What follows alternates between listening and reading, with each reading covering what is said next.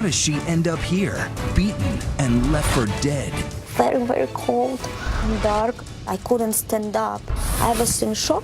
A cigar-smoking, hog-riding private eye, fixated on finding her attacker. You take whatever clue you have. It might take you to a dead end, might take you to a blind alley, but it might take you to the promised land. A single frame of surveillance tape that nobody else saw. This was the defining moment in the whole case right here. This is a pretty bizarre theory. Just one big problem. She has no memory of what took place. She has no clue what the heck happened to her. I saw dreams. I saw nightmares. So how can he be sure his hunch is the right one? I go, you gotta be kidding me. Here's Deborah Roberts. Tonight, a story of sex, lies, and videotape, and an almost deadly twist on that expression, now you see her, now you don't. As you're checking into hotels on vacation this summer, consider this. What do those surveillance cameras really capture? Because tonight it's going to take a modern-day Sherlock Holmes with a wild hunch, a Harley, and a black leather jacket to crack the mystery of the vanishing blonde.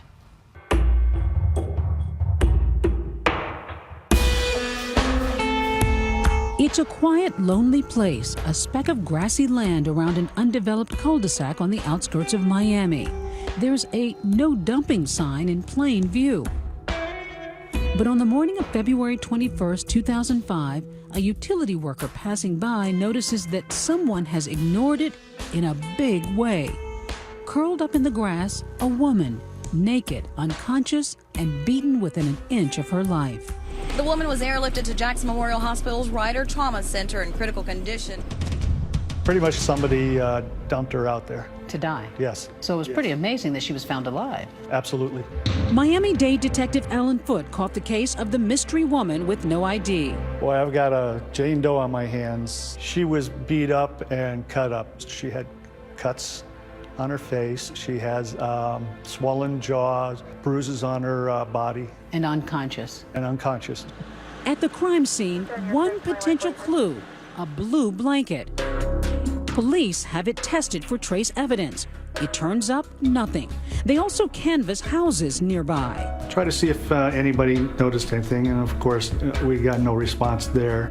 I didn't see anything or heard anything. As the news spreads, there's no clothing, there's no license or anything that would distinguish who she is. The mystery deepens.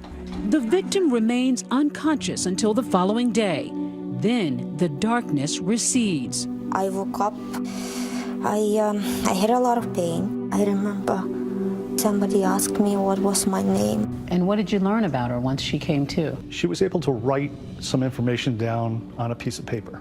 The petite mystery woman still can't speak, but she scrawled out some basic information. Her name is Inna Budnitska. She's from Ukraine, and she works for one of the many cruise lines that operate in Miami. I wanted to have an occupation in my life. I want to be someone. That all makes sense. But what about this? Her attorney's name. Yes, her attorney's name. Did that strike you as a little strange? Yes, it did. I did not know whether she was involved in something civil or something criminal. But for someone to ask for an attorney as a victim right off the bat does throw a red flag. Maybe they thought it was unusual that someone would ask for an attorney, but this woman had a horrific assault and probably was reaching for anything that she could. Here's her story. Inna has been injured on the ship and has filed suit against the cruise line. That's why she had an attorney. Yes, I didn't know nobody. I was alone up here. So the only one person who I knew, that was my attorney. That was my lawyer. While she's convalescing from her injury, Inna's being housed by the cruise line at this hotel, the Airport Regency, about 10 miles east of the vacant lot where she was found. The hotel would prove crucial to the mystery, especially its sophisticated security system. We have 16 cameras covering the whole perimeter of the hotel, including parking lot, the entrance, the exits, the lobby, the restaurant, the lobby bar, the front desk, the back exits. Those cameras have a motion sensor detector. And then we have 2 security guards at night and on duty, so we can see, anybody or anything that happens in the perimeter of the hotel. For privacy reasons, the hotel does not have cameras in the elevators or the upstairs hallways. That would make a big difference later. But for now, Detective Foote has this pile of DVDs from the first-floor cameras to comb through.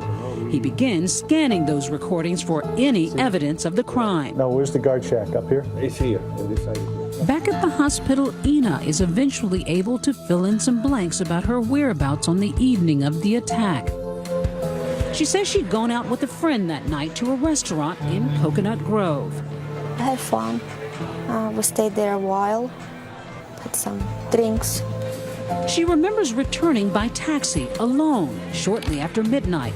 But get this, the security cameras catch her leaving again at 3:33 a.m. That's her in the red jacket. 7 minutes later, she's back at 3:40. Did that strike you as odd that she's going and coming in the middle of the night? I mean, she could explain that. Ina recalls going to the gas station across the street to buy a phone card to call her mom back in Ukraine, which is 7 hours ahead. I'm very close with my mother, and I used to call her very often back in Ukraine. But here's where the case really turns into a mystery which could stump Sherlock Holmes. After returning from her errand, Ina walks to the lobby elevators at 3:41 a.m. and is never seen by hotel cameras again. It's the last we see of her. So that's how we believe she was attacked in the hotel. The next thing Ina remembers is regaining consciousness for a brief moment in that vacant lot where she was found at 8:30 that morning. It was very cold. If I remember, it was like very, very cold and dark and cold. I couldn't stand up and I could not walk. But everything that happened in between the elevator and the cul-de-sac is a total blank. The memory was not clear because I was in pain, in too much pain. My head was not working, absolutely. I was in shock.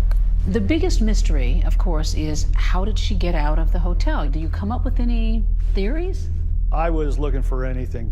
Police are confounded. They even inspect the landscaping below Ina's fourth-story room on the off chance she might have been lowered or dropped from there. I'm looking in her room over the balcony.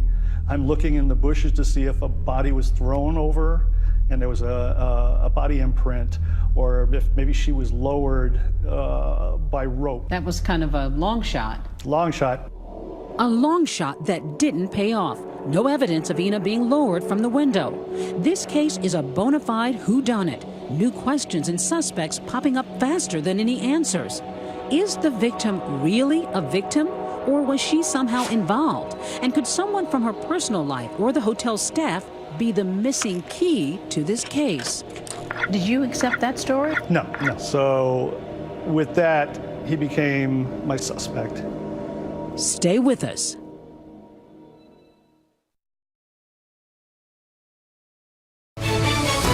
"2020 continues. Here again, Deborah Roberts. It's a haunting mystery. Who attacked a young woman and left her for dead in this vacant cul-de-sac? Detective Alan Foote's search for clues has become an exercise in frustration. So where did you turn next? I start following other leads, suspects in the case. There's no shortage of early suspects. For starters, that friend who was out with Ina the night she was attacked. He's 52-year-old Peter Demolius, a Greek national, and like Ina, a cruise line employee. They asked me what happened with Ina. Peter confirms Ina's account. A dinner, some drinking in Coconut Grove, then a friendly parting of ways around midnight when Ina takes a cab back to the hotel. He cooperates fully with police. Why I have to worry? I don't worry. I know I am not on the crime. But Detective Foote uncovers this troubling fact. Demolius has been arrested just months before after he and Ina had a dispute at a local nightclub. Peter felt that there were some unsavory characters there and wanted her to leave. So she did not want to leave, and he kind of grabbed her by the arm and they got into a little argument, and an officer working security arrested him for domestic violence. Did that make him a suspect in your mind? Partially. Then there's this guy, the hotel night manager, George Perez. The very first time I met George Perez was, he looked at me and said, "Oh my God, I hate cops." pretty blunt, pretty honest. Oh yeah, I'm used to it. Was I nervous? Absolutely, I would have every right to be. Along with that instant hostility, Perez attracts police attention because he's seen with Ina in the lobby after she returns from her night out with Peter. You can see the sleeve of her red jacket on the front desk security camera here. At some point in time, I do see Ina coming and going from the hotel. I see her talking to the desk clerk. Then at 2:16 a.m., an odd encounter. He left the front desk unattended and went into the elevator with the victim and was gone for approximately 15 minutes and then came back down alone. Perez initially says he helped Ina to her room because she'd had too much to drink. So I escorted her, made sure she got into the room safely, came back down to my post. Did she look intoxicated on the tape to you? No. So with that, he became my second suspect. In fact, Perez would later admit that he'd been socializing with Ina. I was friends with her in the workplace. I also had a friendship with her outside of the workplace. I thought very highly of her. Given that Perez had a master key to all the rooms, the lead is promising. By now, one solid piece of evidence has emerged. DNA from the attacker was recovered from Ina's body because she wasn't just beaten, she was also raped. Samples are obtained from both suspects. Which I voluntarily agreed to without a problem. Also, I don't afraid about that.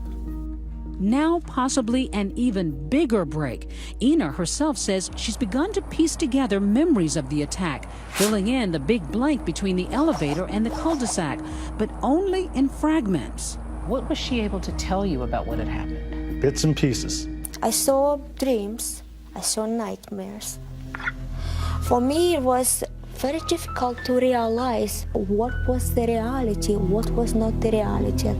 No, she had a picture of the guys who had assaulted her. There were two white gentlemen.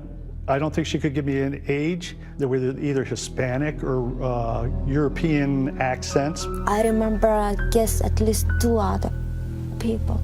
I don't remember the faces. I remember like a noise, and I remember a person like standing over you, putting like a pillow or something. And then it's dark, it's just like a feeling that you cannot breathe. Ina even undergoes hypnosis to clarify her memories. She recalls being carried down a back staircase out into a car, driving somewhere, and being raped in the back seat. I remember like somebody hits you all the time. I remember a laugh, somebody was laughing at this point. But for every promising leads, there are twice as many disorienting puzzles. For one thing, Ina's certain she was attacked in her room, but that certainty just adds to Detective Foot's headaches. I found it as a typical room, undisturbed. No sign of a fight or assault? No, beds unmade. There were, I found beer bottles. I found clothes hanging in the bathroom, but nothing to indicate that there had been any kind of a struggle. As for Ina's memory of being dragged down the back stairs, out an exit, and into a car, no dice. The exit door is covered by this security camera, which didn't capture anything like that. The camera's working properly, so we reached a dead end on that point. It just didn't fit. Detective Foot suspects there's more to Ina's story than she's able or willing to tell. Aside from her hazy recollection, there's a big, lingering question about her movements that night. Like many hotels, the Airport Regency has a key card security system, which logs each time a guest swipes their key to enter a room. Now, here's the riddle. The security cameras clock Ina entering the elevator for the final time at 3:41 a.m. But the log of key swipes at her door shows her entering at 3:58. So where was she then, and what exactly could she have been doing? Those missing 17 minutes lead police to pursue another theory. Could Ina be a prostitute? Maybe in that time she's gone to meet a John in his room. Perhaps that encounter led to the attack. They didn't told me exactly, are you a prostitute? All right? But the questions were like,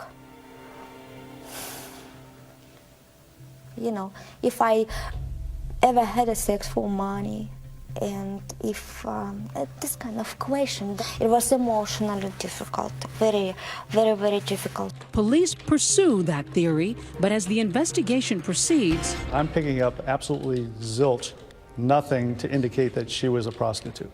So that left you kind of at a dead end at that point. Right. For months, the case would remain a puzzle, scattered in pieces. And to finally solve it, police would turn to an unlikely source with an even more unlikely theory. I could feel it.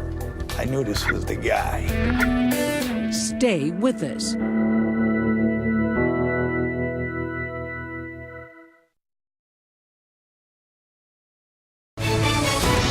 We return to 2020 and the Hunch.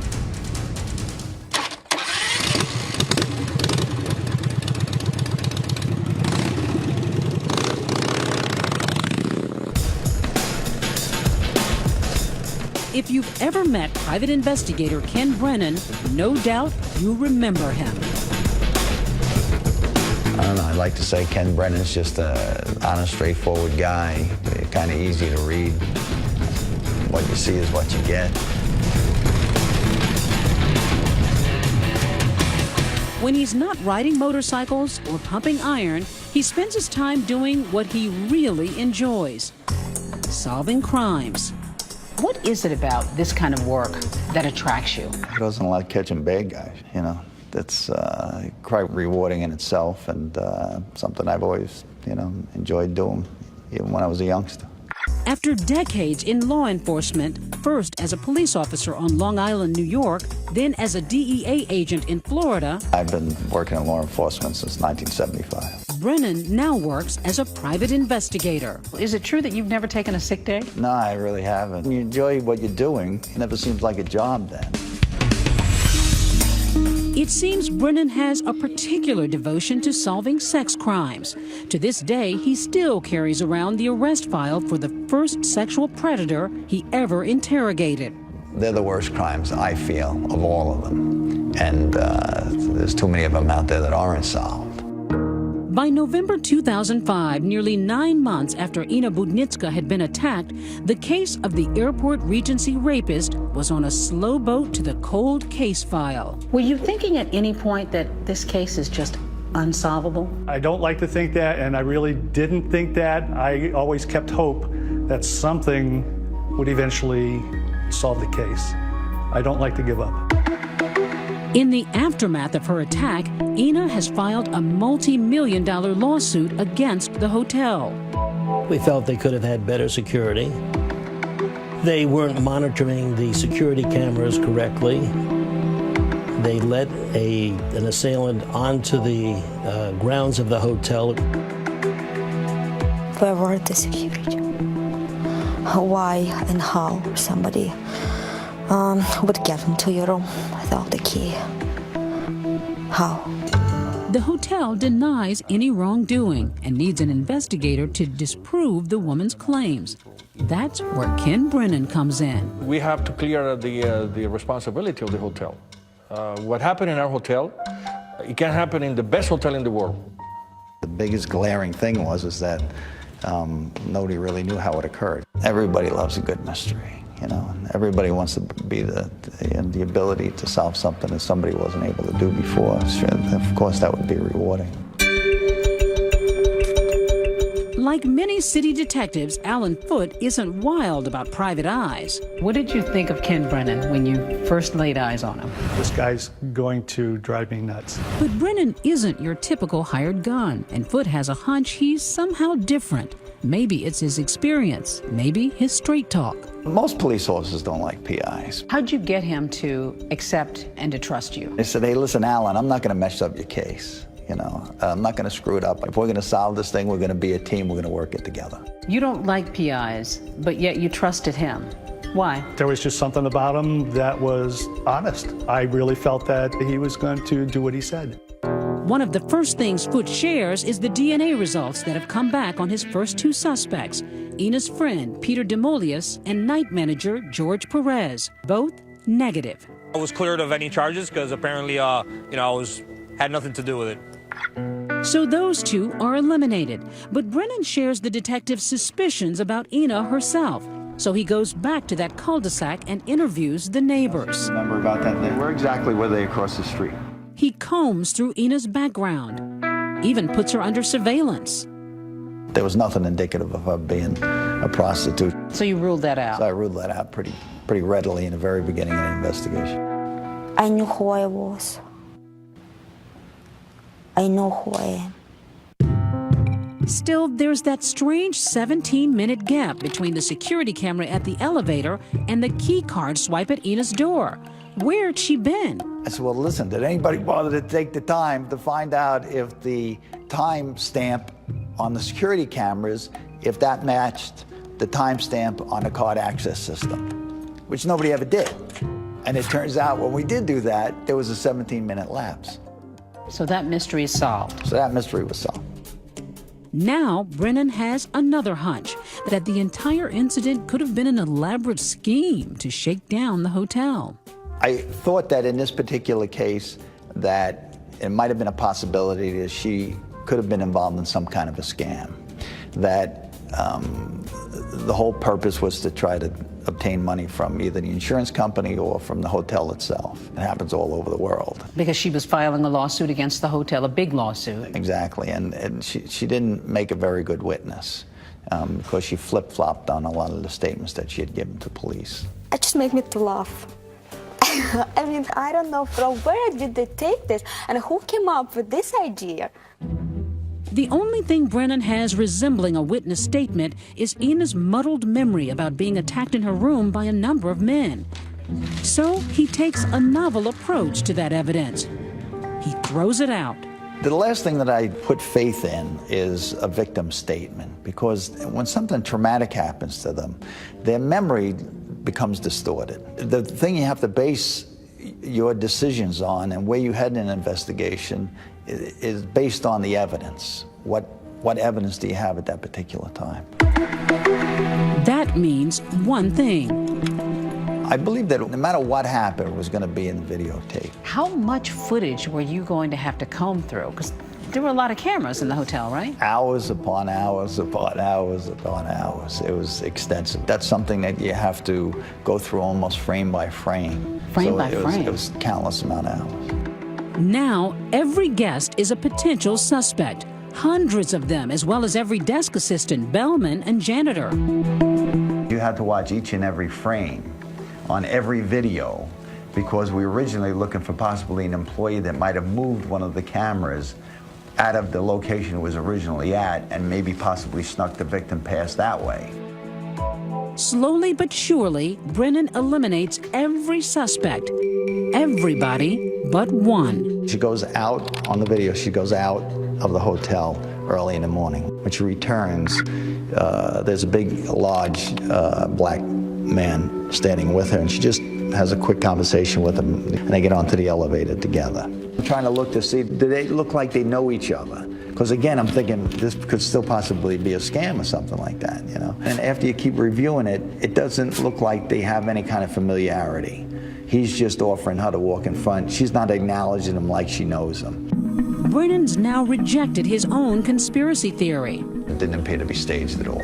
But his focus on this man seems like just as much of a stretch. Later on during the video, he's seen exiting the elevator. So we follow him to another camera and he goes off the property. While I'm watching the video of this person, this large person, black person coming off the elevator, and I went through this frame at a time. And now, in extreme slow motion, Ken Brennan is about to crack the case. This was the defining moment in the whole case, right here. Don't go anywhere. So what do you think Ken Brennan has spotted on that surveillance footage? Any guesses? We're live tweeting tonight, so let us know using the hashtag ABC2020. We'll be right back. 2020 continues. Here again, Deborah Roberts. This young lady vanished into thin air. You know, that was the intriguing part. That was the piece of the puzzle that you had to solve first. Private investigator Ken Brennan believes a big piece of that puzzle lies with this big guy. He's seen entering the elevator with Ina at 3:41 a.m., then exiting the hotel with a suitcase at 5:28. About an hour later, he comes back and he re-enters the hotel, but he doesn't have the suitcase with him. That suitcase that he brought out earlier comes back a little over an hour later without the suitcase. Huh. Does that register something right away in your mind? As soon as he comes back without the suitcase, now he becomes a person of interest to me. He was the only one that had the time and the opportunity to commit the crime and come back to the scene. Now, upon closer and repeated inspection, Brennan returns to this crucial moment when the man exits the elevator and gives the suitcase a telltale tug.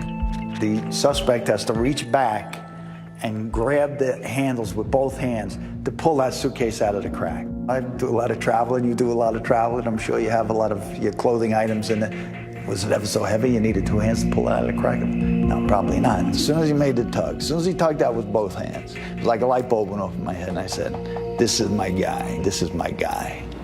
Because she's in that suitcase. But that light bulb was only over Brennan's head. You know, where's this guy coming out of left field with this black male suspect? Nobody believes a grown woman could fit into a little suitcase. But this is a small suitcase. What would lead you to even think a woman could fit into a small suitcase? Well, the reason why I thought a woman might be able to fit in the suitcase is because this is a large guy. So our frame of reference on how large a suitcase is might be a little off. So I decided to use a measurement of the suitcase in relationship with markings on the elevator itself. With that reference point, incredibly, Brennan's able to determine the bag is actually 29 inches high. And examining this image, where we see the suitcase against this floor runner, he concludes the bag is 19 inches wide, just like this one. Then I knew exactly how wide the suitcase was. And then you were able to really theorize that someone could fit in there. That's correct. What I did was I had one of the fellows that worked for me had a girlfriend who was that size. So we got a hold of a suitcase that was the same dimensions and see if she could fit in it. And oh, she did. Goes, yeah, it can. She fits fine. If you think that sounds a bit bizarre, we thought so too. So we went to a local gymnastics school and asked these two instructors to help us. This woman stands 5'3", just like Ina, and sure enough, she fits comfortably inside the suitcase and gets zipped in by her friend. She'll be okay. Then she gets wheeled around the gym, emerging no worse for wear. So I knew that she would fit. All I was doing is basically validating what my hunch was. Brennan has now deduced the one theory of the case which matches all the evidence. This man attacked Ina sometime after they entered the elevator together. He dragged her body out of the hotel in this suitcase, drove off with her, dumped her body at that vacant lot, then returned. All the puzzles started fitting together at that particular point, and I knew I had my guy. Then I just had to find out who the heck he was. But it's still too early for high fives. Isolating the perpetrator on video is one thing, catching him another. And for Ken Brennan, that job is quickly becoming an obsession. I said, hell or high water, I know I'm right. I could feel it. I knew this was the guy, and I was gonna catch this guy. See what's next.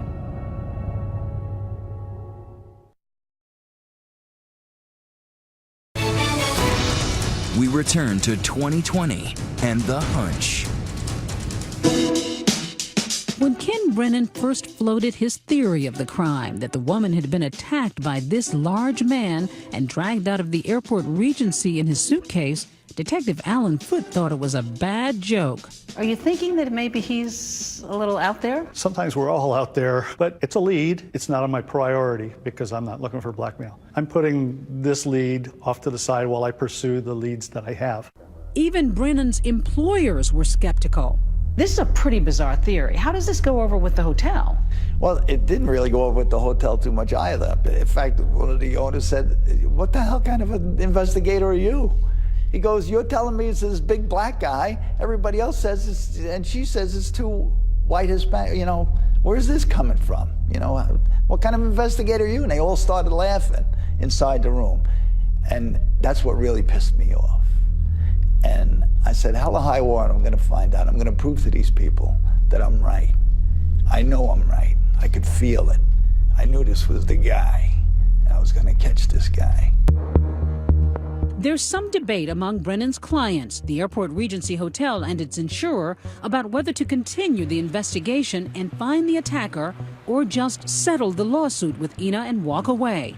But the hotel's vice president, Jose Vasquez, keeps Brennan in the game. There was no way that we quit in that moment. We wanted to go up to the end. So it was because of his little bit of arm twisting that we're able to carry on with the investigation. So now you're focused on this big, tall, black guy with the bag that you've seen on camera.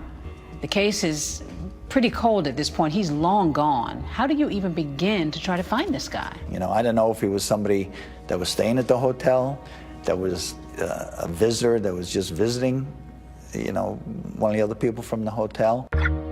If this guy just walked off the street, you know, we didn't know. So that was the next part of the investigation. The hotel photocopies the IDs of registered guests, but as you can see, the facial images are unrecognizable and thus useless. So you go back to the tape. So I go back to the tape. And what do you find? I was looking to see if he had any interaction with any of the other people at the hotel. And he does. He ends up interacting with another black fellow. And take a look at this. The second man is often seen wearing a lanyard around his neck with what looks like a name tag. I'm trying to find out why he's wearing this name tag. The problem? It's impossible to make out the name with the naked eye.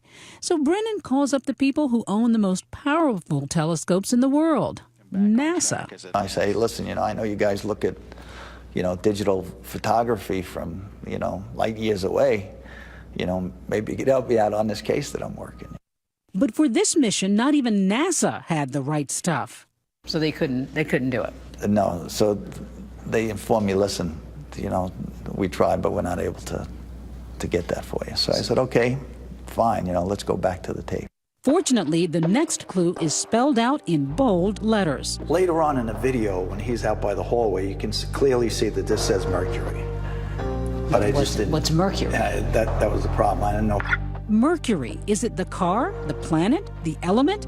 There's no way to tell until, in another critical frame of video, Brennan notices another word written on the back of that same shirt. You can clearly make out a V and an O, but it was difficult to see what was in the middle. And for whatever reason, I don't know. I think that says Verado. What the hell's a Verado? I said, I don't know, but let's find out. So then I went online and did a search. And I got a hit, and it showed that Mercury Marine made a brand new outboard engine by the name of Verado.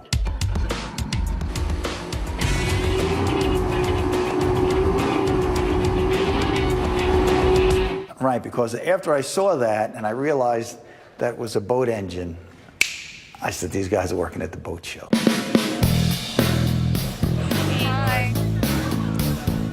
In fact, the Miami Boat Show was held the same week of the crime, and as usual, Mercury was the major exhibitor. For a second, Brennan feels he's on the verge of closing the case, assuming the suspects worked with the guy in the T-shirt, and they both work for Mercury. It's just a matter of getting someone there to identify him. Mercury Marine is actually, the parent company is a company by the name of Brunswick. I ended up contacting Brunswick, speaking to their head of security. And I said, listen, do you have any employees that stayed at the Airport Regency Hotel? And he said, no, we didn't. So it's a dead end. So it's a little bit of a setback. So now he's got to find yet another needle in what's becoming a long row of haystacks. So I said, well, trust me, one of the guys there was walking around with one of those Mercury Verado shirts. Somebody was giving them out. So he goes, okay, let me get back to you. So I said, okay, fine. A couple of days later, he calls me back. He says, as far as we can tell, the only people that received any of the shirts, the Verado shirts, were employees that worked at the food court. So another connection. So there's another connection. I said, well, let's find out who's the caterer for the Miami Boat Show. So it ends up becoming a company called Centerplate. Another lead, another headache. Centerplate tells Brennan it runs concessions at events all across the country and brings in people from all over. It reimburses workers for housing but doesn't keep track of where they stay. The company's cooperative but just can't say if any of its people slept at the Airport Regency. For Brennan, another possible dead end. I've come a long way, and I said, I'm not going to give up on this guy yet. I said, listen, he's really distinctive. The guy's about 6'4". He's a black fella, and he wears glasses, you know, big, thick glasses. So I said, does anybody remember working with a guy that matches that description? Sure enough, about a week or so later, I called him again, said, you know, gotten anywhere? He says, listen, he says, nobody knows the guy's name, but one of the people that remembered seeing this fella working there remembers something about him being hired out of Louisiana. He believes that's where he's from. So now you've gone from Miami to Louisiana. So now I'm over in Louisiana. Brennan's manhunt takes a big turn into the Big Easy. There was no doubt in my mind that if he was on your trail, he was going to catch you. See what's next.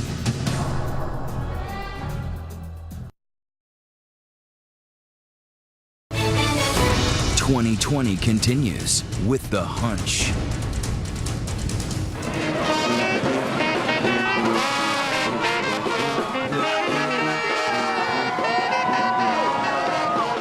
Mardi Gras in New Orleans. It's the year's biggest party. I think the thing you miss the most when I retire is Mardi Gras. It was here in 2000 that Police Captain Ernest Dimma found himself arresting a rowdy college kid in the heart of the French Quarter. Things didn't go smoothly. In the course of the arrest, a young college kid was able to get out of my grasp and start running down Wall Street. Then, just as his suspect is about to escape into a sea of hardcore revelers, out of nowhere, from the crowd, comes this dark, imposing figure. That dark, imposing figure? Guess who? I had taken my kids to Mardi Gras, and there was an incident where this police captain had arrested somebody, and the guy broke away from him and started running through the crowd. And I witnessed it, and I ran the guy down. He chases the kid down, halfway down a block. He tackles him in the middle of the street. By the time we get there, he's fully under control.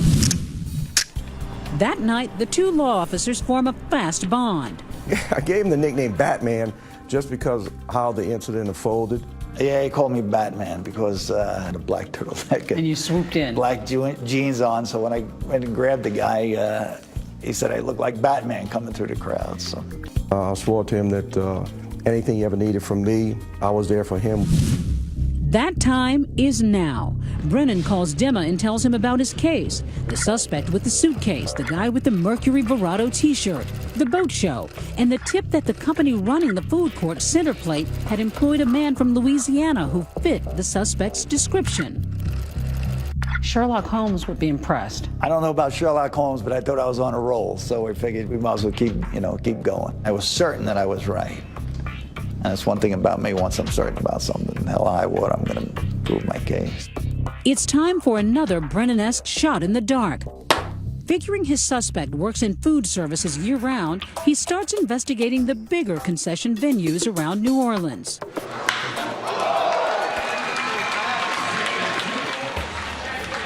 Places like Zephyr Field, the local minor league baseball stadium, and of course, the Superdome. But finding folks in New Orleans is no simple task. Between the time of the 2005 Miami boat show and Brennan's investigation, New Orleans had endured tragic and tough times. Tonight, the overwhelming, catastrophic damage from Hurricane Katrina. Officials estimate that 80% of New Orleans is now underwater. Went through New Orleans. He was no longer there. I didn't even know if he was going to be alive or not anymore. Batman Brennan explains his situation to Captain Dimma, and he asked Dimma's help finding any information on his suspect. Wouldn't be in a computer because we really didn't have any information on him per se that I know of. Dimma's people put out feelers, and soon all the gambles and all the guesses start paying off. The New Orleans police confirmed that Brennan's mystery man was working at the Superdome right when Katrina hit. We were able to put the name with the body and come up with a hard description on the person that he was looking for. One of Dimma's men breaks the news. Calls me up and says, listen, I got good news and I got bad news. And I said, all right, well, give me the good news. He says, the good news is I think I know who he is. After months of trying to put a name to the video image, it's so close Brennan can taste it. And incredibly, when he finally hears it, he can't believe his ears. I go, you gotta be kidding me. Stay with us. Our second hour of 2020. The Hunch starts right now. A victim who can't remember and an obsessed private eye who can't forget. I'm so far into this investigation now, there's no way I'm going to let this guy go. Putting the pieces together. You stuffed her in there thinking she was a corpse. Sherlock Holmes would be impressed. But that's just the beginning. I knew I had the guy. I got to get his up there to get him. I'm telling you, it's the guy. A gut instinct that Ina wasn't his first victim. On that night, her whole life changed. I could just see the monster come over. I just want you to catch this guy. Can they get him before he strikes again? I had a question. Why me? What did I do? Why me? The Hunch.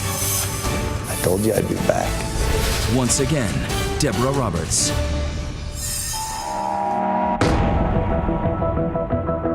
Imagine walking into a hotel elevator in Miami. Then somewhere, somehow, you can't remember exactly, a stranger attacks you. You're begging for your life. And for someone, it's funny. It's just a laugh. You black out. Your lifeless body is found naked, savagely beaten and raped, and discarded in a vacant cul-de-sac 10 miles away. And you don't understand why it's going on, or what is going on. Days and nights pass. No one's arrested. Your body begins to heal. Your psychological scars remain raw. Many things you're blaming, you're asking yourself a lot of questions. Why? Did I look different? Did I act different? That was where 23-year-old Ina Budnitska found herself in the spring of 2006, angry, depressed, and desperate for answers. But what she didn't know was that there was a man she'd never met who was now fixated on finding her attacker. Any case can be solved, but you need a lot of hard work, a lot of perseverance, but you need a lot of luck too. Private investigator Ken Brennan was hired by the hotel's insurance company, which was trying to fend off a lawsuit Ina had filed. From the get-go, this PI let it be known he was interested in more than just a paycheck. I informed my clients that right from the very beginning, that, listen, I'm here to find out what happened. If you want to find somebody to find out what happened, what the truth is in a situation, I'm the guy for you. But otherwise, I'm not interested. Brennan was indeed interested in the challenge of this mysterious case. That was something that I was interested in. I like to do puzzles in the newspaper. I enjoy that type of thing. On top of that, for as long as he can remember, Brennan has had a certain fastidiousness. You gotta pay attention to all the details. Which extends into every facet of his life. It was that obsessive-compulsive personality which drove Brennan to sift through every frame of the hotel security camera footage from the night of Ina's attack. Hours upon hours to do so. Hard labor, which would lead to the one frame of video that would blow the case wide open. Brennan's convinced that this big guy, who just happens to be getting into the elevator with Ina the last time she's seen on camera, is the suspect. He believes the mystery man attacked Ina somewhere in the hotel, stuffed her in his suitcase, then drove her out to that vacant lot and dumped her body. He believes he kills her, okay? He didn't stuff that girl in that suitcase thinking that she was alive. He stuffed her in there thinking she was a corpse.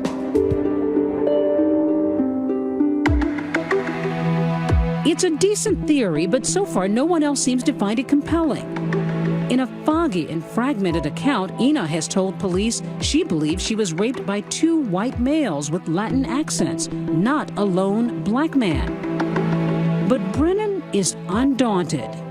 I'm so far into this investigation now, there's no way I'm going to let this guy go. I'm going to track this guy down. But how to identify a man only seen on videotape? An unbelievable guessing game is the only hope. Based on a t-shirt worn by another man seen with the suspect, Brennan guesses they're with the boat engine company and more likely working at the boat show. Maybe he got his t-shirt at the food court where sometimes they're handed out. Random? Yes, but also right. Centerplate, the catering company running the food court, says it can't identify the man, but someone fitting his description was hired out of New Orleans, which has since been devastated and depopulated by Hurricane Katrina. In New Orleans, the city that thought it dodged a bullet, it's now a disaster zone. He doesn't work here anymore. He's gone. To go because Hurricane Katrina happened. Fortunately, thanks to a police contact in New Orleans, Brennan, against all odds, has tracked down his suspect's name. But get this. They come back and tell me the guy's name is Mike Jones. I go, you gotta be kidding me. Mike Jones. Was there 10 million of them? Mike Jones. Mike Jones, that's the guy's name. I said, geez, That's as generic as you can get. Yeah, I mean, if the guy's name was like Mikhail Gorbachev or something, it'd be a hell of a lot easier to track down, but a guy named Mike Jones is pretty tough to. At least there's a middle name, Lee. So now, after some basic detective work, Brennan's theory takes a big leap from speculation to certainty. Well, what I did was I took that information, I went back to the hotel registry. And lo and behold, what do I find out? That there was a Michael Lee Jones Jr. that did stay at the Airport Regency Hotel.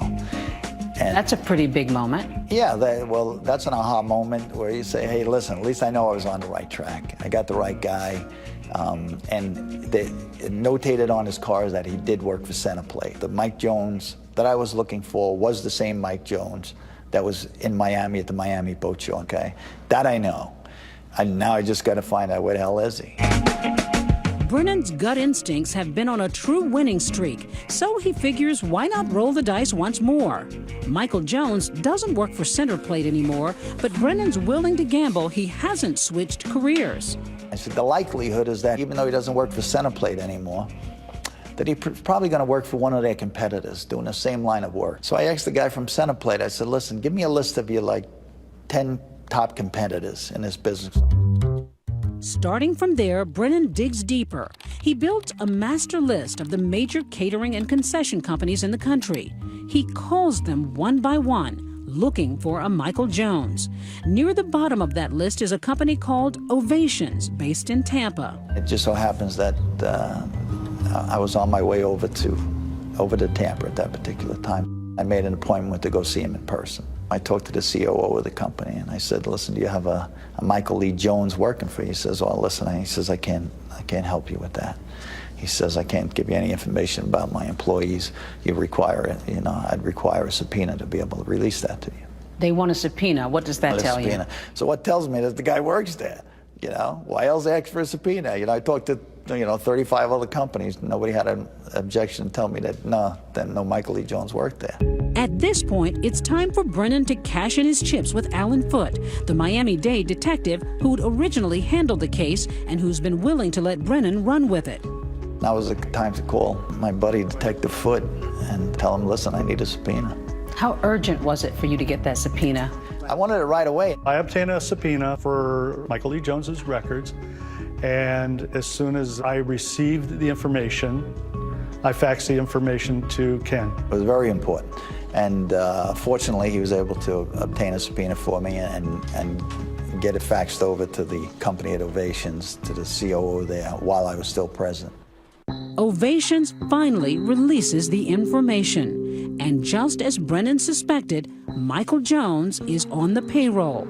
He's currently working at a minor league baseball park in Frederick, Maryland. So I said, listen, we got to get some DNA from this guy, either from voluntarily or without his knowledge, because I have a DNA profile from the victim, and we have to match it to somebody. At long last, Ken Brennan and the mystery man with the suitcase are about to come face to face. Now's the time, now's the big day. See what's next.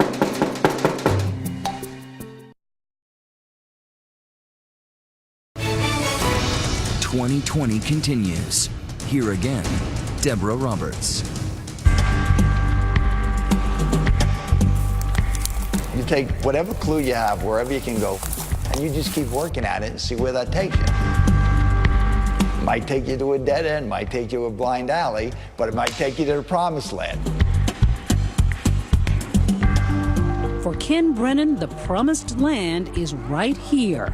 A modest apartment in Frederick, Maryland, occupied by Michael Jones in the spring of 2006, 1,000 miles away from the hotel where Ina Budnitska was attacked.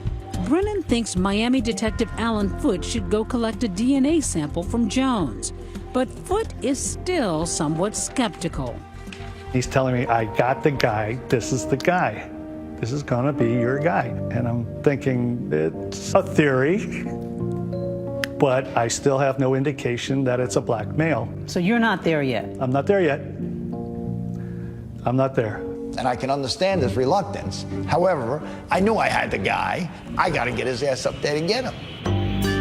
A few weeks later, Detective Alan Foote flies up from Florida and is now the first investigator to confront Michael Jones.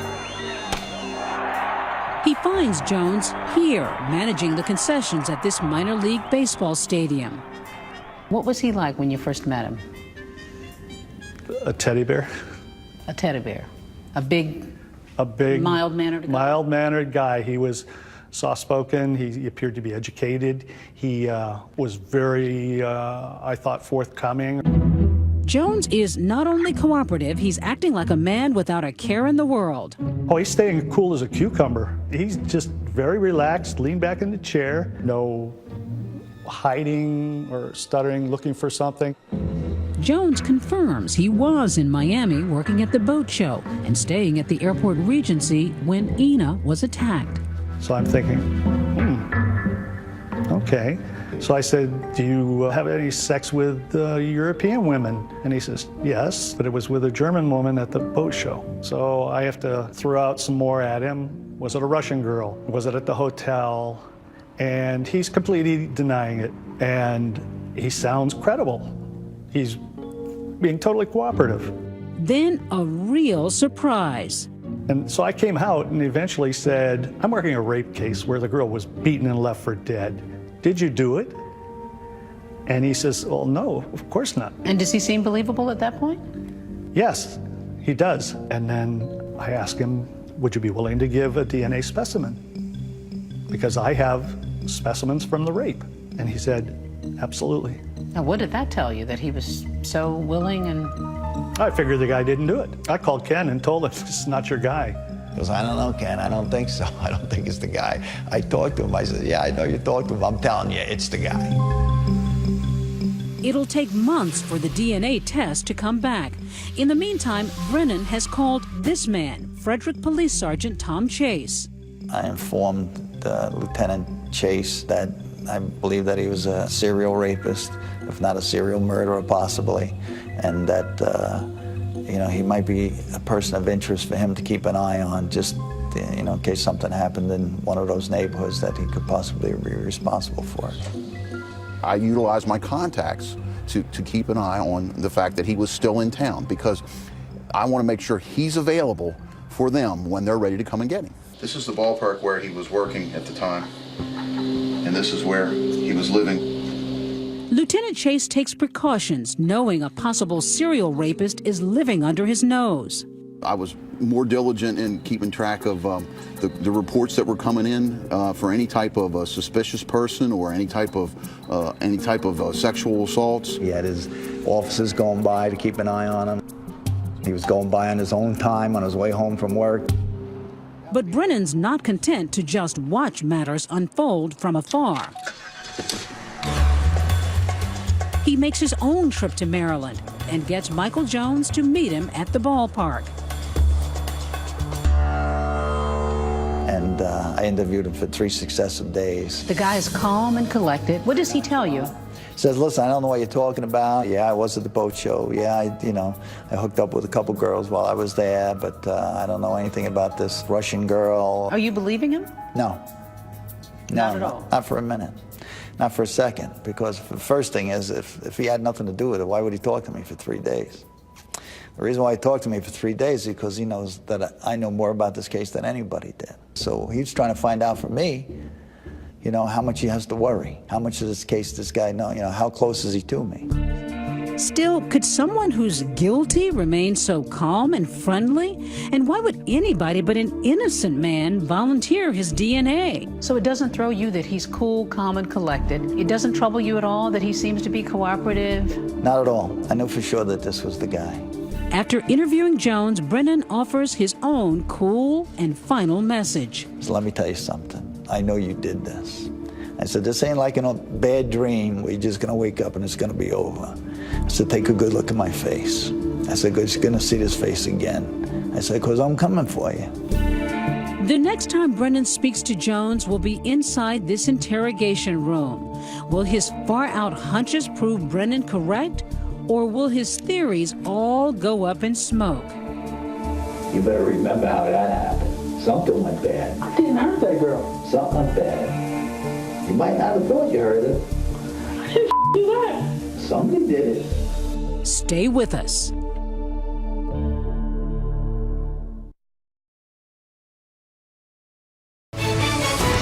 We return to 2020 and the Hunch.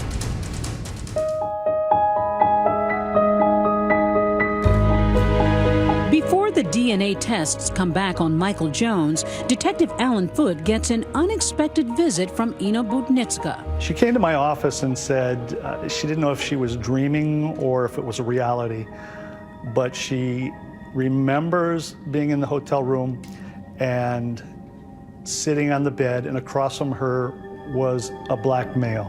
Wow. Wow is right. Detective Foote shows Ina a photo lineup, including a picture of Jones. And he asked me if I recognize anybody. And I chose a person from the lineup. And this is the person who basically raped me. I said. It's all starting to come together. And then the DNA results finally arrive. So you got the DNA results. What did you think at that moment? I called Ken up, and I says, you're not going to believe this. Detective Foote calls me up and says, hey, Ken, you're not going to believe this. I go, what? He goes, it's him. I go, no, yeah, no kidding. Yeah, I know it's him. What was that moment like?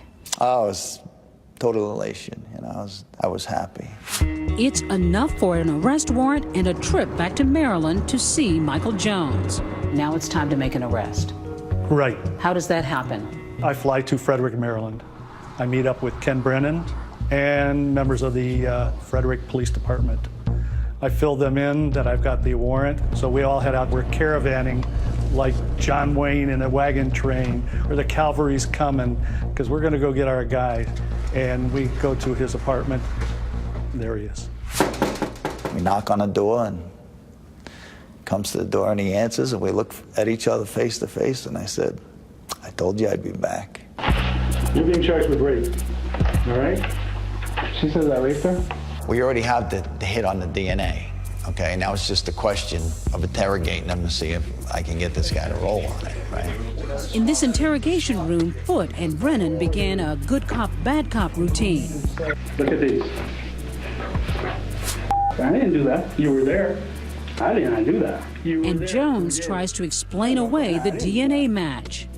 Once we started to throw the fact that, you know, obviously he was under arrest for this kidnapping or rape, his story changed. Just give us your version of what went down. And you only get one chance at it. All right, I'm straight up. I know the only thing he's going to come up with is she was a prostitute. I paid for her. She was fine when I left her. I have no idea what happened to her after her, because they already have their cover story, okay? Sure enough, Jones claims he went out with his friend in the Mercury t-shirt to a strip club that night. As he returned to the hotel, he says he saw Ina hanging out front with some other women. I mean, obviously they were hookers or whatever. And, you know, we were talking, they were like, you know, we want to have some fun. And then what happens next? Do you go to her room? She go to your room? It was her room. You went to her room? Mm-hmm. And then, you know, she whispers in my ear $100. So we did it, and I gave her $100, and I left. He's a victim. He's a victim for everybody. Easy to blame you. Easy to blame you. Then what happened after that, after you had sex with her? Went back to my room. So you don't know what happened to her. That's what you're telling me, right? Yes, sir. Unfortunately for Jones, the hotel cameras tell a different story. It's true he and his friend were talking to some women at 3:33 a.m. when Ina left to get that phone card. But look, she walks right past without ever talking to anybody. There wasn't any kind of an exchange between the two of them. It would have been indicative at all of somebody soliciting a prostitute or a prostitute soliciting a John. And then there's this. The hotel records show that Jones didn't check out of his room until February 22nd, one full day after the attack. So why would he be seen leaving with his suitcase at 5:28 the morning before, only to return without it an hour later? So he put his suitcase in the trunk of the car. But he never came back to get the suitcase. Why'd you leave the hotel when you weren't supposed to? You still had another day to stay. Here's Jones' explanation. You know, I took my downstairs and put it in the trunk.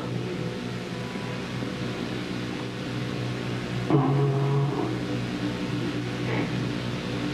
think I went to 7-Eleven or something for a soda. In the middle of the night. Not in the morning when you're checking out. Because I wasn't even sure if I was going to sleep, and I wasn't sure when we were checking out. I couldn't remember if we were leaving that day or the next day. I wasn't sure. Still, a sympathetic jury might overlook those question marks and accept Jones's account, reducing this to a case of he says, I didn't hurt her in any kind of way. And she can't really remember. The memory was not clear because it's whether because of I don't know. But this is the one opportunity that you have to be able to show to the jury what a liar this person is.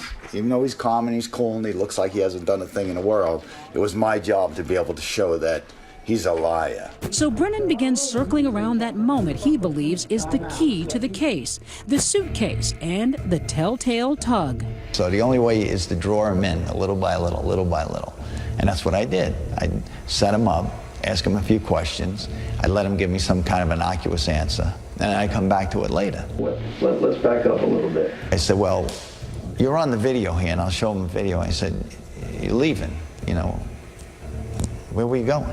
He says, oh, I was going out to my car. What stuff did you bring out to your car? All I have was my suitcase. And then I come back later, and I said, oh, by the way, what was in the suitcase? Well, let me ask you this. What do you have in your bag when you went out to your car? My clothes. How much clothes did you have? Just a bunch of We're there like, I think, 2 weeks. How much stuff? How big was your bag? A pause. For the first time, Jones is jammed up. You could just see the wheels turning, and he's saying, well, I got to come up with a scenario. Why is this, you know, heavier than it appears to be? How much clothes did you have? Did you have like bowling balls in it? How heavy was it? Was it fairly light? No, it was heavy. I had a bunch. I had my Xbox in there, all kinds of Yeah, Xbox was there. Anything else? Your clothes? Clothes. How many pairs of shoes? Books. You had books? How many books did you have? He goes, oh, I had 5 of them. I go, oh, you had 5 books. So how big were they? I said, oh, big novels, huh? I said, you're an avid reader? I read a lot. What kind of reading do you do? Science fiction. Science fiction? But then this avid reader suddenly has a case of amnesia. What was the name of the books you were reading? I have no idea. I couldn't even tell you what the name of the book was. Just took out my pocket. Well, what's the book you've been reading right now? I couldn't tell you. This was what it said. I couldn't tell you the name of that one. By now, Brennan's had enough. Everything you're saying doesn't add up. It doesn't make sense. What doesn't make sense? Your timeline stinks. Your story stinks. The whole story stinks. He's sure Jones is lying. And more importantly, he believes any jury viewing this video will think so too. Because any of the things he was talking about made absolutely no sense whatsoever. Who goes and leaves, takes their clothes out to the car 2 days before they check out? Nobody. Who's 6'4", weighs 380 pounds, has some underwear and an Xbox in the suitcase and needs 2 hands to pull it out of a crack? Nobody. Doesn't make sense. Doesn't make sense because it's all bull. What is true is that he already beat this girl. He's dragging her out. He's gone for an hour because he's looking to play for a place to dump her because he thinks she's dead. Maybe so, but throughout the interrogation... Would you be willing to take a polygraph exam? Sure. And a polygraph test right after... So you don't know what happened to her or how it happened to her? No. Jones maintains total innocence. He played his role right to the very end, the bitter end. Jones is charged with sexual battery and kidnapping. But before any trial begins, the case against him will nearly fall apart. The defense is about to get a big assist from, of all people, the victim. I was afraid this guy was just going to get let off. He was going to walk. Stay with us.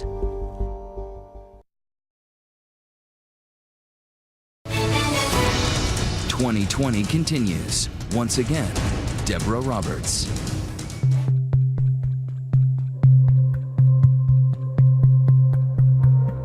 After months of exhaustive investigation, a positive DNA match, and a rigorous interrogation... So when are you lying? Are you lying then or are you lying now? Ken Brennan finally thinks he knows what happened in Miami in the wee hours of February 21st, 2005, after this fateful meeting between Ina Budnitska and Michael Jones. He seems to be very casual right here. Very casual, just getting onto the elevator. They engage in some type of conversation. There's no video of any conversation because, remember, for privacy reasons, there are no cameras in the elevators or the upstairs hallways. But Brennan knows the two spoke because back in the interrogation, Jones knew that Ina had been injured working on a cruise ship. Talked to her, started telling me something about she was disabled, she got hurt on some cruise ship or something. Ina then goes to her room. We know that because remember, the keycard security log records her swiping the key at her door for the last time just moments later. And on top of that, the red jacket Ina is wearing was recovered on the floor of her room on the 4th floor. But Ina doesn't stay there. I know the victim said that she believed that it happened in her room. But the evidence doesn't present it to be that way. What the evidence presents is that she was in her room, but somehow or other, I don't know if she was drugged or he convinced her to have a drink with him or something, but somehow or other they ended up in his room, which is on the next floor up. And they end up in his room, and I believe that's where the sexual assault and the kidnapping took place. This was in actuality the crime scene. Brennan believes that after beating and raping Ina in his room, Jones stuffs her in his suitcase, casually strolls out of the hotel at 5:28 a.m. without attracting the attention of the night manager, George Perez, and drives off. Now he's in a hurry because he's got to be back in time to be at work at the boat show that morning. What I think is he exits the hotel, he makes a right turn. He goes to the first major intersection because he's not familiar with the area. He's not from the South Florida area. Makes a right on 122nd Avenue. This is an empty cul-de-sac. It's the first opportunity that he's seen from the hotel to hear that gives him the opportunity to be able to dispose of the body. Jones dumps Ina's body, turns around, and makes it back at 6:21 a.m. with time to spare. He saunters into the hotel restaurant at 7:59 and joins his friend at breakfast. Then they head out to the parking lot and off to work. Just like another day at work. But after almost a year of sleuthing, Brennan's investigation is about to unravel. Ina refuses to accept his theory, instead sticking to her original story that the attack happened in her room. I didn't go nowhere. I didn't go to nobody's room. I remember myself going into my room. That's what I remember. And remember, Ina had told police she'd been attacked by 2 white men with Spanish accents before picking Jones out of that lineup. And even after she'd ID'd Jones, she claimed he was just one of 2 assailants who raped her in a car. She did give contradictory statements. Ina's foggy memory could have resulted from the massive head trauma she sustained, or perhaps Jones slipped her some kind of drug. In any case, she made a flimsy witness.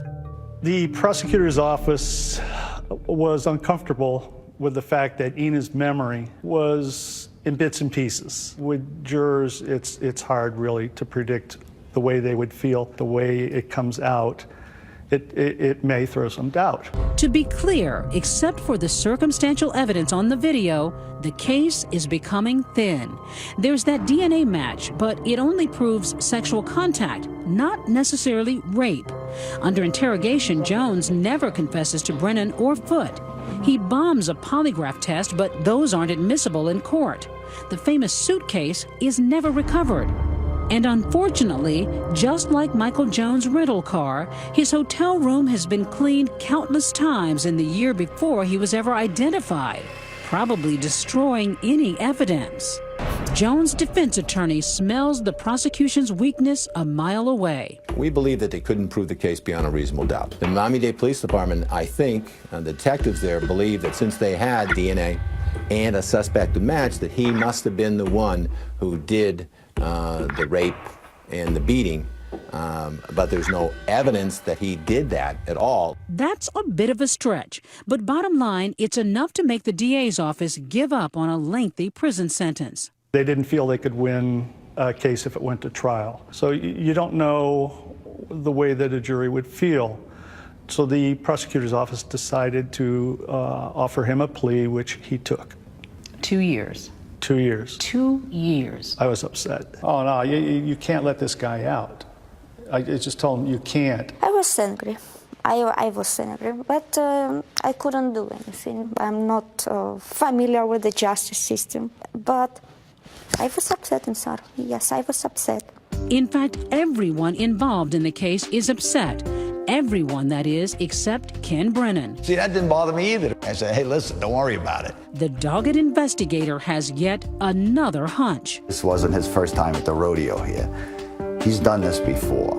And the hotel security cameras are about to give up one final secret about Michael Jones. Stay with us.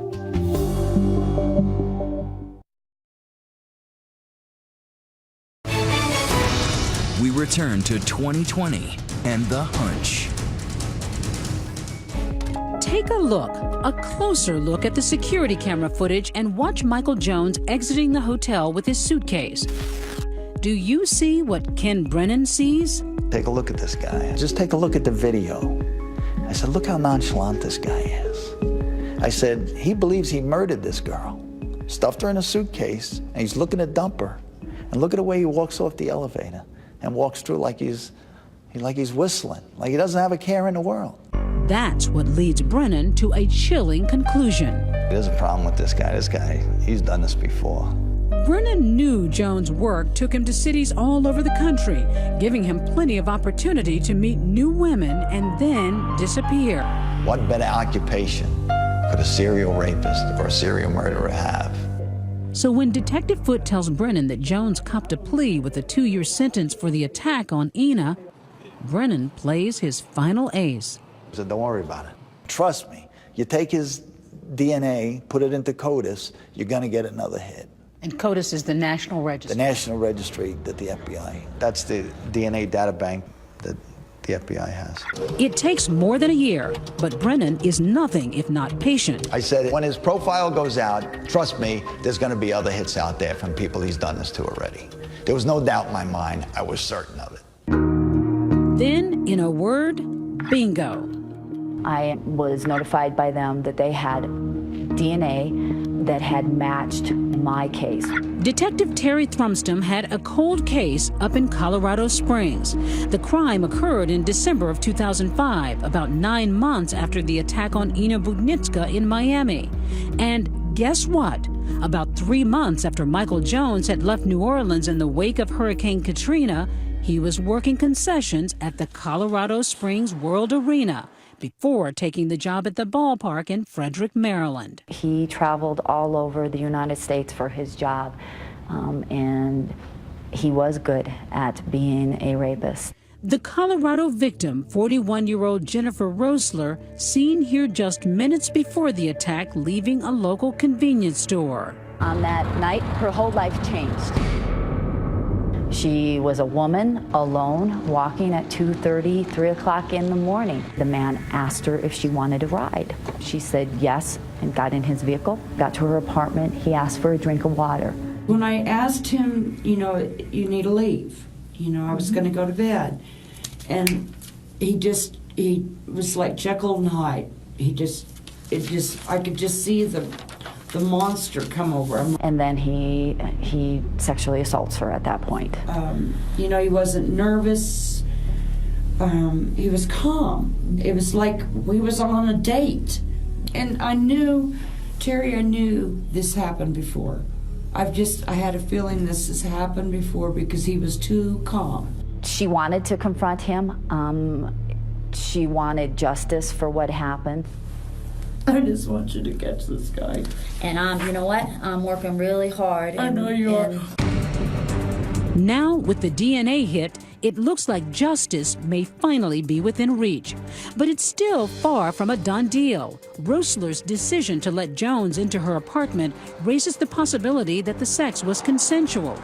And worst of all, just before the start of the trial in January 2009, tragic news. I kept trying to get a hold of her and couldn't get a hold of her. And I didn't find out till the beginning of December that she had passed away. It was a shock. Jennifer Roessler had suffered medical problems unrelated to her rape. Now, without the star witness, the best chance to put Michael Jones away for a long time is fading fast. But Thrumston isn't going to let it go and takes the case to trial anyway. When she died, the case didn't die for me. I wanted to see it through for her and for the other victim. The trial is something of a reunion. Miami detective Alan Foote heads to Colorado to testify. Eno testifies too, driven by a seething desire to confront her attacker. I wanted so much just to look into his eyes and I had a question. Why me?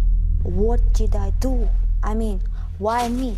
And now, to dispel any reasonable doubts, Thrumston has found a silver bullet, yet another rape victim with a DNA hit. There was never any hesitation to go and testify against this man. I was more than happy to be there.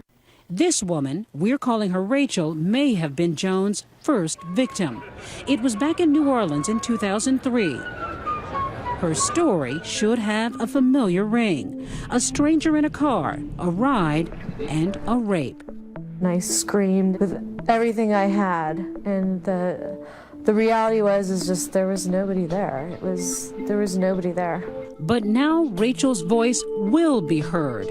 On the stand, she makes a perfect witness. She was able to describe exactly what had happened to her 6 years later in full detail of what had happened, without a doubt. And her reputation is unassailable. I'm a working professional, and I'm a mom. And above all else, this, a composite sketch Rachel made with New Orleans police of the man who raped her. It looked almost identical to what Michael Lee Jones looked in the courtroom. Seeing that sketch next to his face, it was extremely satisfying. I just felt like, yes. In the Colorado trial, the defense tries to argue the sex with Jennifer Roessler was consensual. But with DNA hits from multiple women all claiming rape and Rachel's sketch, as Ken Brennan might say, no dice. Within a couple hours, the jury came back and said he's guilty. Jones is slammed hard, a sentence of 24 years to life. By the time he's eligible for parole, he'll be just shy of his 60th birthday. And I feel happy that the criminal is in, where he's supposed to be, and he never gonna hurt nobody in the future. You gave almost 2 years of your life to this case. How did it feel to finally see this guy brought to justice? I gave 2 years of my life investigatorial-wise, but the victims give a hell of a lot more. They're the ones that should be commended for this, because I can only do the investigation and make an arrest, but they're the ones that put them in prison. The victims are the heroes here. They're the ones that have to get on the stand and say, this is what this guy did to me. This is when he did it to me. This is how he did it. You need to go through this, as painful and as traumatic and embarrassing as all of that might be. You have to do that because you just don't You never know how many other women may have been impacted by this person. Ina doesn't feel like a hero, just a survivor. I wish